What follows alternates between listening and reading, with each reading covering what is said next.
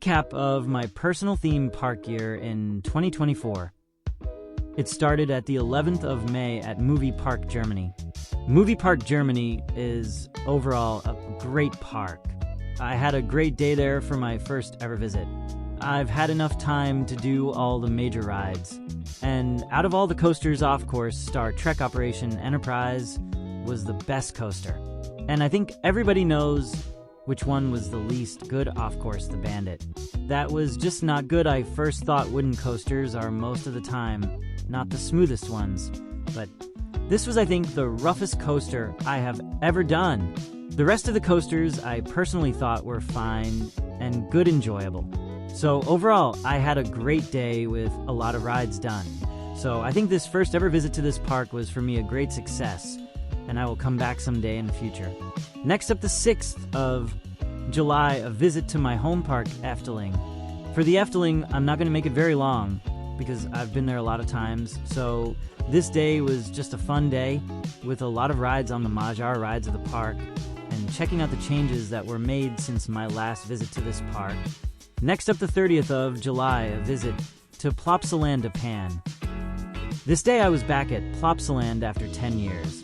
In this time, the whole park has changed, with of course the new addition of the Ride to Happiness, which was an insane coaster and is currently my #1 coaster. And of course Heidi the Ride was new and was also a great wooden coaster. So overall the whole park has changed in these years. It was a quiet day, so I've done a lot of the major rides multiple times.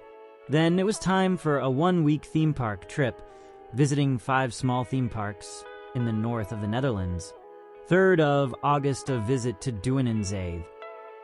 This small theme park actually surprised me at first. I personally thought it was a small theme park where after a few hours I was going to leave, but actually this park was bigger than expected, still not massive. And I actually stayed for around 5 hours. They have 2 roller coasters. One is a Wacky Worm Not That Special, and the other one, a Cyclone coaster, was good fun. There was also a haunted house that was great, and a few other rides. And also a great part of the park was that it is all inclusive. So you have food included in your ticket. So overall, I had a great time there. 5th of August, a visit to Drouwenerzand. Drouwenerzand is also a small theme park, but with a great ride selection. You have 4 thrill rides with XLR8, Power Jump, Freak Out and Breakdance, but also a small roller coaster, a haunted house, and a lot of other rides. So overall in this park you have rides for every family member. This park was also all-inclusive, so also in this park, by your entry ticket, you got food included. So overall, I also really enjoyed this park, and this park is adding new rides around every year, so I will come back in the future. 7th of August, a visit to Plopsa Indoor Coevorden. This small indoor theme park has not many rides, but has some great theming throughout the whole park. There is 1 roller coaster, just simple but enjoyable, and a few small flat rides, but this park is made for kids. You knew when there was a show going, then the whole park was empty. But overall it was a nice and great detailed park with some fun rides, and a great stop if it is raining outside. 8th of August, a visit to Del Warbeek.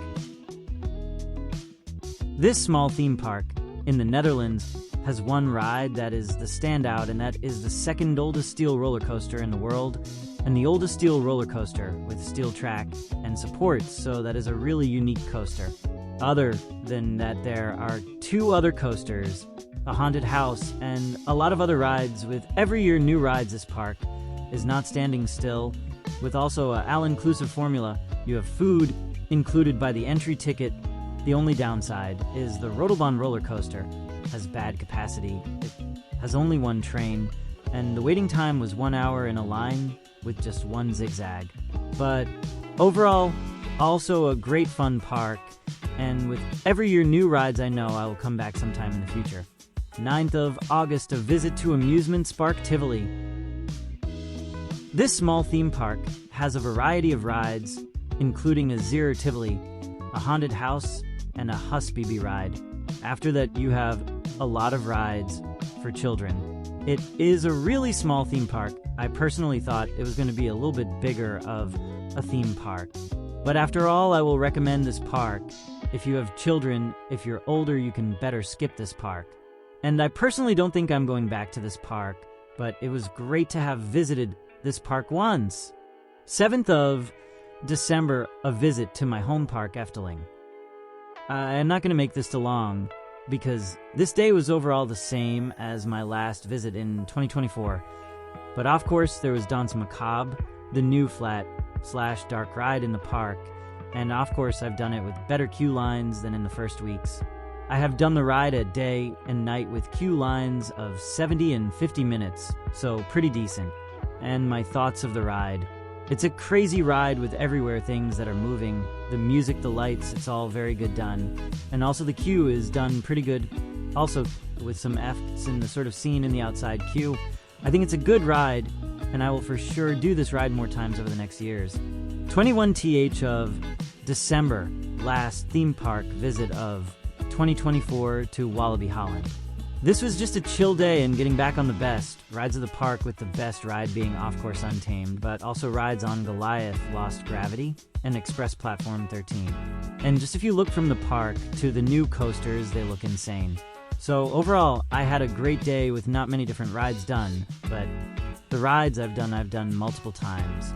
This was only my second visit to this park, and I will come back in hopefully a year for Of Course Yoy.